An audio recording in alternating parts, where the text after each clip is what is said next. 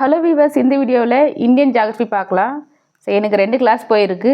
2 கிளாஸோட நோட்ஸ் மட்டும் நான் இதில் சொல்கிறேன். பேலன்ஸ் எப்போ நடத்துகிறாங்களோ அப்போது அதை ஒரு வீடியோவை கன்வெர்ட் பண்ணி போட்டுறேன். ஸோ இதை தான் பூமின்னு நினச்சிக்கோங்க. ஸோ பூமியினுடைய சென்டராக, அதாவது கரெக்டாக ரெண்டாக பிரிக்குது என்னது 0 டிகிரி.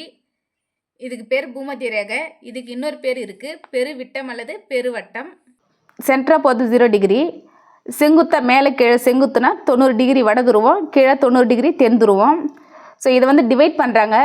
0 டிகிரி, அதுக்கப்புறம் 23 டிகிரி, 66 டிகிரின்னு டிவைட் பண்ணுறாங்க. ஸோ 23 டிகிரின்னா கடகரேகை. அதாவது மேலே 23 டிகிரின்னா கடகரேகை, கீழே 23 டிகிரின்னா மகர ரேகை, 66 டிகிரின்னா அண்டார்டிகா விட்டம், மேலே 66 டிகிரின்னா ஆர்டிக் விட்டம். 0 டிகிரிக்கு மேலே இருக்கிற 5 டிகிரிக்கும் கீழே இருக்கிற 5 டிகிரிக்கும் மிட்லி இருக்கிறது அமைதி மண்டலம் அப்படின்னு சொல்கிறாங்க, டோல் டம்ஸ்னு. அதுக்கப்புறம் அந்த 5 டிகிரிலேருந்து 23 டிகிரி வரைக்கும் இருக்கிறத வெப்பமண்டலம் அப்படின்னும், 23 டிகிரிலேருந்து 66 டிகிரி வரைக்கும் இருக்கிறத மித வெப்பமண்டலம் அப்படின்னும், 66லேருந்து 90 டிகிரி வரைக்கும் இருக்கிறத குளிர் பிரதேசம் அப்படின்னும் குறிப்பிடுறாங்க. அதே போல் தான் கிழவும் வரும். 0 டிகிரி இருக்குல்லவா, அந்த 0 டிகிரி எந்த நாட்டை சமப்பிரிவு, அதாவது எல்லாத்தையும் ஏதோ ஒரு நாடு இருக்குன்னு வச்சுக்கோ, இந்த 0 டிகிரி எந்த நாட்டை கரெக்டாக ரெண்டாக டிவைட் பண்ணுது, பாதியாக கட் பண்ணுது அப்படின்னு கொஸ்டின் ஆல்ரெடி கேட்டிருக்காங்களா. ஸோ 0 டிகிரி பூமத்திய ரேகை ஆப்பிரிக்கா நாட்டை 2 சமமாக பிரிக்குது அப்படின்னு சொல்லியிருக்காங்க. மேலே 23 டிகிரினா கடகரேகை, கீழே 23 டிகிரினா மகர ரேகை. மேலே 23 டிகிரி கடகரேனா கடவுள் ஞாபகம் வச்சுக்கலாம், மேலே எப்பவுமே கடவுள் இருப்பார். ஸோ அந்த மேலே இருக்கிற 23 டிகிரி இந்தியாவை 2ஆக டிவைட் பண்ணுது. கீழே இருக்கிற 23 டிகிரி மகர ரேகை மக்குங்க, கீழே அதாவது கம்மியாக மார்க் எடுக்கிறவங்களாம் மக்குங்க தான் சொல்லுவோம்ல. கீழே இருக்கிற 23 டிகிரி மகர ரேகை ஆஸ்திரேலியாவை 2ஆக டிவைட் பண்ணுது. நம்முடைய இந்தியா வெப்பமண்டலத்துலேயும் இருக்குது, மித வெப்பமண்டலத்துலேயும் இருக்குது. ஸோ இப்போது வெப்பமண்டலத்துக்கு எடுத்துக்காட்டினா நம்ம வேலூர் சொல்லலாம். அந்த வெதர் கண்டிஷனை பொறுத்து சவுத்தில் வெள்ளூர்னும், நார்த் சைடு வந்து டெல்லியும் குறிப்பிடுறாங்க. நம்முடைய இந்தியா வந்து வடகிழக்கு அரைக்கோளத்தில் அமைந்துள்ளது. எப்படின்னா, இது கிழக்கு, இது மேற்கு, இது வடக்கு, இது தெற்கு. ஸோ இப்படி டிவைட் பண்ணோம்னா இது வடக்கு, இது கிழக்கு, இப்படி வரும்போது இந்த இடத்துல இருக்குது வடக்கு கிழக்கு, அதான் வடகிழக்கு அரைக்கோளத்தில் இந்தியா அமைஞ்சிருக்கு. பூமியின் மீது கிழக்கு மேற்காக வரையப்படும் கற்பனை கோடு அச்சக்கோடு. இப்படி இருக்கிறதுல அச்சக்கோடு, இப்படி இருந்தால் தீர்க்கக்கோடு. ஸோ மொத்தம் அச்சுக்கோடு எத்தனைனா மேலே, அதாவது 181 அச்சுக்கோடு இருக்குது. அதே போல் தீர்க்கக்கோடு பூமி மேலே இப்படி செங்குத்தாக இருக்கிற கோடு, அதாவது தீர்க்கக்கோடு எத்தனை இருக்குன்னா 360 இருக்குது. பூமியினுடைய மேலே இருக்கிற பாதியை வட அரைக்கோளம் அப்படின்னும், கீழே இருக்கிற பாதியை தென் அரைக்கோளம் அப்படின்னும் குறிப்பிடுறாங்க. ஸோ இப்போ இது ஒரு அச்சுக்கோடு, இது ஒரு அச்சுக்கோடு, நிறைய இருக்குது. இதில் இந்த 2 அச்சுக்கோட்டுக்கு நடுவில் இருக்கிற டிஸ்டன்ஸ் எவ்வளோ அப்படின்னு கால்குலேட் பண்ணது எப்படின்னா, பூமியின் மொத்த சுற்றளவு டிவைடட் பை 360. பூமியினுடைய மொத்த சுற்றளவு 40,067. அதை 360 டிவைட் பண்ணால் 111.2 கிலோமீட்டர் வருது. ஸோ இரு அச்சக்கோடுகளுக்கு இடையே உள்ள தொலைவுன்னு கேட்டாங்கன்னா 111.2 கிலோமீட்டர்னு போடலாம். அறிமுகம். ஸோ நம்முடைய இந்தியா வந்து ஆசிய கண்டத்தினுடைய தென்பகுதியில் அமைந்துள்ளது.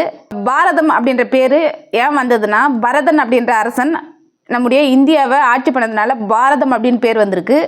அது மட்டும் இல்லாமல் சிந்து நதி ஓடனால ஹிந்துஸ்தான் அப்படின்ற பேரும் வந்திருக்கு.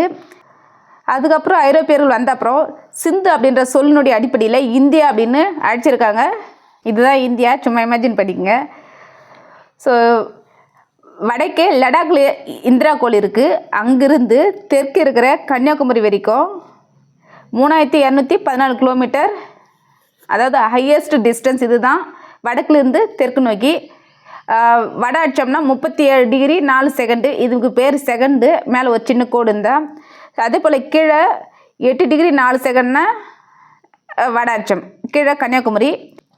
அதே போல் கிழக்கு மேற்கா 97 டிகிரி 25 செகண்ட் கிழக்கு தீர்க்கத்திலேருந்து 68 டிகிரி 7 செகண்ட் கிழக்கு தீர்க்கம் வரைக்கிற, அதாவது இங்கே இருக்கிற அருணாச்சல பிரதேசத்துலேருந்து அங்கே இருக்கிற குஜராத்தில் இருக்கிற ரான் ஆஃப் கட்ச் வரைக்கும் 2933 கிலோமீட்டர் டிஸ்டன்ஸ் இருக்கும். இந்தியாவுடைய வடகோடி முனை அப்படின்னா இந்திரா கோள், இந்தியாவுடைய நிலப்பகுதியின் தென்கோடி முனை அப்படின்னா குமரி முனை.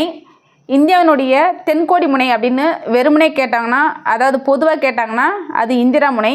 அது வந்து அந்தமான் நிக்கோபார் தீவில் இருக்குது. அதனுடைய அதனுடைய டிகிரி வந்து 6 டிகிரி 45 செகண்ட் வட அச்சத்தில் இருக்குது. இந்திரமுனை அல்லது பிக்மெலியன், அதோடைய இன்னொரு பேர் என்னது பிக்மெலியன். இந்தியா பரப்பளவில் உலகத்தில் இருக்கிற நாடுகளில் 7வது நாடாக இருக்குது. ஃபஸ்ட் நாடு ரஷ்யா. ஸோ இந்தியனுடைய பரப்பளவு 32,87,263 சதுர கிலோமீட்டர் ஸ்கொயர். அதை நிலப்பரப்பாக கன்வெர்ட் பண்ணால் 2.4%, அதை ஜிடிபியாக கன்வெர்ட் பண்ணால் 1.2%. இதில் பாதி தான் இது. இந்தியாவுடைய நில எல்லை, அதாவது இந்த இருக்குல்லவா அந்த சைடில் இருக்கிற எல்லைங்க மட்டும் 15,200 கிலோமீட்டர். இந்தியாவின் கடற்கரை நீளம் 6,100 கிலோமீட்டர். ப்ளஸ் இங்கே சைடில் கீழே இருக்குல்லவா அந்த தீவுக்கூடத்தினுடைய எல்லையும் சேர்த்தா 7,516.6 கிலோமீட்டர்.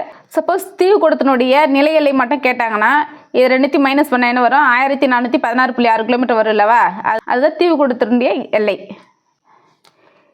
இந்தியாவில் பெரிய மாநிலம் அப்படின்னா ராஜஸ்தான், சின்ன மாநிலம் அப்படின்னா கோவா. 2011 17வது மக்கள் தொகை கணக்கெடுப்பு நடந்திருக்கு. அதன்படி அப்போது, அதாவது 2011 இந்தியாவில் இந்த மக்கள் தொகை வந்து 121 கோடி. ஃபஸ்ட்டு எப்போ மக்கள் தொகை கணக்கெடுப்பு எடுத்தாங்க இந்தியாவில்னா 1872 எடுத்தாங்க. அதை வந்து அஃபிஷியலாக எடுக்கலை, முறையற்ற கணக்கெடுப்புனா. ஏன்னா அந்த டைமில் ஒரு சில அரசர்கிட்டையும் சில இடங்க இருந்தது, அதே போல் ஈஸ்ட் இந்தியா கம்பெனிக்கிட்டையும் சில இடங்க இருந்தது. ஸோ அவர் வந்து கால்குலேட் பண்ணது அவங்க அந்த ஆங்கிலேயர் ஆட்சி கீழே இருந்த அந்த இடத்த மட்டும் தான் அவர் கால்குலேட் பண்ணி சொன்னார். ஆனால் அதுக்கப்புறம் 1881 ரிப்பன் பிரபு தான் முறையாக முதல்ல கணக்கெடுப்பு நடத்தியிருப்பார். இது வந்து கரண்ட் அஃபேர்ஸு. முதல் சாதிவாரி கணக்கெடுப்பு நடத்திய மாநிலம் பீகார். இது இப்போது ரீசெண்டாக நடந்தது தான். ரம்மி கேமை கேன்சல் பண்ணுறதுக்காக எந்த கமிட்டி போட்டாங்கன்னா சந்துரு கமிட்டி. 21 கோடியை மில்லியனாக கன்வெர்ட் பண்ணால் 1210 மில்லியன். 1 மில்லியன்னா 10 லட்சம். இந்தியாவுடைய எல்லைகள். ஸோ இந்தியா எந்தெந்த நாட்டோட எல்லையை பகிர்ந்துருக்குன்னு பார்க்கலாம். பாகிஸ்தான், ஆப்கானிஸ்தான், சீனா, நேபாளம், பூட்டான், மியான்மர், அப்புறம் வங்கதேசம். இது வரைக்கும் தெரிஞ்ச போதும், பட் இது எல்லாமே நம்ம வரிசைப்படுத்த தெரிஞ்சிருக்கணும். அதன்படி பார்த்தா வங்கதேசம் 4,156 கிலோமீட்டர், சீனா 3,488 கிலோமீட்டர், பாகிஸ்தான் 3,323 கிலோமீட்டர், நேபாளம் 1,715 kilometre, Myanmar 1,643 kilometre, Bhutan 699 kilometre, last Afghanistan 106 kilometre. So இதை வரிசைப்படுத்த தெரிஞ்சிருக்கணும். நெக்ஸ்ட்டு பாகிஸ்தானுக்கும் இந்தியாவுக்கும் நடுவில் அந்த நிலையிலே வரையறை செஞ்சவர் யாருன்னா ராட்க்ளிப் அப்படின்றவர். அதனால் அது பேர் ராட்க்ளிப் கோடு. இந்தியாவுக்கும் ஆப்கானிஸ்தானுக்கும் நடுவில் இருக்குது தூரன் கோடு. இந்தியாவுக்கும் சீனாவுக்கும் நடுவில் இருக்குது மப்மேகன் அல்லது மப்மோகன் கோடு அப்படின்னு சொல்கிறாங்க. அடுத்து இந்தியாவுடைய கடல் எல்லைகளோடு தொடர்புடைய அண்டை நாடுகள் இலங்கை, மாலத்தீவு. மாலத்தீவுன்னா நம்ம தீவுன்னு நினச்சிப்போம், அது தீவு இல்லையா, அது ஒரு நாடம். ஸோ இந்தியாவை இலங்கையும் பிரிக்கும் குறுகிய ஆழமற்ற கடல் பகுதி பாக் நீர்ச்சந்தி. ஸோ இந்த இடத்துல ஆழம் இல்லாதனால தான் அங்கே கப்பல்கள் சரியாக வந்து போக முடியலன்னு இப்போது அதை இந்த சேது சமுத்திர திட்டம்னு சொல்லுவாங்கள்ல, அதை வச்சு அந்த ஆழத்தை அதிகப்படுத்தி அங்கே கடல் வழி போக்குவரத்தை இன்க்ரீஸ் பண்ணதுக்கு நம்முடைய கவர்மெண்ட் பார்த்துக்கிட்டு இருக்கு அப்படின்னு சொன்னாங்க. அடுத்து இந்தியாவின் திட்ட நேரம் ஐஎஸ்டி, இந்தியன் ஸ்டாண்டர்ட் டைம். இது வந்து 82 டிகிரி பேஸ் பண்ணி இவங்க உருவாக்கியிருக்காங்க. ஸோ தீர்க்கரேகை என்பது பூமியின் மீது வடக்கு தெற்காக வரையப்படும் கற்பனை கோடுகள். இது வந்து குஜராத்திலிருந்து அருணாச்சல பிரதேஷ் வரைக்கும் 30 கோடு இருக்கான். அதாவது அக்யூரேட்டாக சொல்லணும்னா 29.18 கோடு இருக்கான். இப்போ 30 கோடு இருக்குது. அச்சக்கோட்டுக்கு போட்டோமோ அது போல் தீர்க்க கோட்டுக்கும் இப்போ ஒரு கோட்டை கடக்கணும்னா கிராஸ் பண்ணோம்னா எவ்வளோ நேரம் ஆகும் அப்படின்னு சொல்லி கேட்குறாங்க. பூமியினுடைய சுற்றும் அளவு, பூமி சுற்றத்துக்கு ஒரு தடவை சுற்றத்துக்கு எவ்வளோ நேரம் ஆகும், ஒரு நாள் ஆகும், 24 hours. ஸோ பூமி சுற்றும் அளவு டிவைடட் பை 360, 24 இன்ட்டு இப்போ ஹவரை மாற்றுறாங்க, இன்ட்டு 60 டிவைடட் பை 360 கேன்சல் பண்ணால் 4 வருது. ஸோ ஒரு தீர்க்க கோட்டை கடக்க ஆகும் காலம் 4 நிமிஷம். அப்படின்னா 30 கோடு இருக்குது. ஸோ 3 × 4 12. ஸோ 120 மினிட்ஸ் வருது. 120 மினிட்ஸ்னால் 60 மினிட்ஸ்னால் 1 hour, 120னா 2 hour. அக்யூரேட்டாக சொல்லணும்னா 29.18 × 4ன்னு போட்டோம்னா 1 hour 57 minutes 12 seconds வரும். ஸோ இவ்வளோ அக்யூரேட்டாக கொடுப்பாங்களான்னு தெரியாது. 2 hours. ஸோ 82 டிகிரி கிழக்கு தீர்க்கம். இது உத்தரப்பிரதேசத்தில் உள்ள அலகாபாத் வழியாக செல்கிறது. எங்கே? அலகாபாத் வழியாக செல்லுது. இந்தியாவுடைய மணிக்கூண்டு அப்படின்னு அழைக்கப்படுவது எது? மிர்சாப்பூர். கொஸ்டின் கேட்டிருக்காங்க. இந்தியாவில் முதலாக சூரிய உதயத்தை பார்க்குறவங்க யாருன்னா அருணாச்சல பிரதேசத்தில் இருக்கிறவங்களாம் பார்ப்பாங்க. அருணாச்சல பிரதேச மக்கள் சூரிய உதயத்தை பார்த்து 1 hour 57 minutes 12 செகண்ட், அதாவது 2 மணி நேரம் கழித்து குஜராத்தில் இருக்கிற மக்கள் சூரிய உதயத்தை காண்பார்கள். அப்போ ஃபஸ்ட்டு இந்த சைடு இங்கே தான் சூரியன் உதிக்கும். அதுக்கப்புறம் தான் குஜராத்தில் சூரியனை பார்ப்பாங்க 2 மணி நேரம் கழிச்சு. இப்போ இங்கே காலையில் 5 மணிக்கு சூரியன் உதிக்குதுன்னா குஜராத்தில் 7 மணிக்கு தான் சூரியன் உதயமாகும். ஸோ இதை தான் அவங்க சொல்கிறாங்க. இந்தியாவில் அந்த 82 டிகிரி இந்த மாநிலங்கள் வழியாக போகுது அப்படின்னு சொல்லியிருக்காங்க. உத்தரப்பிரதேசம், மத்திய பிரதேசம், சத்தீஸ்கர், ஒடிசா, ஆந்திரா. நம்ம இதுக்கு முன்னாடி பார்த்தது இந்தியாவுடைய திட்ட நேரம். இது வந்து உலக திட்ட நேரம் GMT, அது IST. ஸோ 0 டிகிரி தீர்க்க ரேகை உலக திட்ட நேரம் என அழைக்கப்படுகிறது. இது வந்து லண்டனில் இருக்கிற கிரீன்விச் அப்படின்ற இடத்தினுடைய வழியாக செல்லுது. ஸோ அதன்படி பார்த்தா நம்முடைய இந்தியன் டைம் வந்து உலக டைம் அதாவது GMTயை விட 5 மணி நேரம் 30 நிமிஷம் முன்னதாகவே இருக்குது. அப்படின்னா GMT விட 5.5 மணி நேரம் நம்முடைய டைம் அதிகம்னு அர்த்தம். இந்தியா ஒரு துணைக்கண்டம். இந்தியாவை ஏன் துணைக்கண்டம் அப்படின்னு சொல்கிறாங்கன்னா கூற்று காரணத்தை கேட்கலாம் அப்படின்னு சொல்லி இது கொடுத்துருக்காங்க.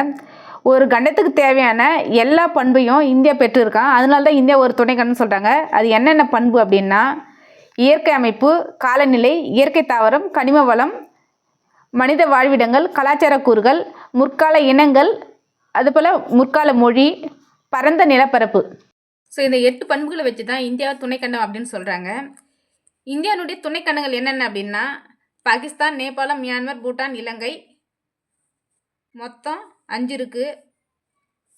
இந்தியா ஒரு துணைக்கண்டம் தான். ஸோ மொத்தம் 6 துணைக்கண்டம் இருக்குது. பவர் கட் ஆகிடுச்சு. ஸோ பேலன்ஸ் இருக்கிற இன்னொரு 4-5 பேஜ் இருக்கும். அது வரைக்கும் இன்னொரு வீடியோவை கன்வெர்ட் பண்ணி நான் நாளைக்கு போடுறேன். இந்த வீடியோ உங்களுக்கு பிடிச்சிருந்தா லைக் பண்ணி ஷேர் பண்ணுங்கள். மறக்காம சேனலை சப்ஸ்கிரைப் பண்ணுங்கள். இந்த நோட்ஸ் வேணும்னா கமெண்ட் பண்ணுங்கள் வேணும்னு. ஆனால் அந்த நோட்ஸ் எல்லாமே டெலிகிராமில் ஷேர் பண்ணுவேன். ஸோ டெலிகிராமோட லிங்க்கு என்னுடைய சேனலோட ஃப்ரண்ட்லேயும் இருக்குது, இந்த வீடியோவோட டிஸ்கிரிப்ஷன்லையும் இருக்குது. ஸோ நீங்கள் டச் பண்ணி டெலிகிராமில் ஜாயின் பண்ணி அதில் வர PDF யூஸ் பண்ணிக்கோங்க. தேங்க்ஸ் ஃபார் வாட்சிங்.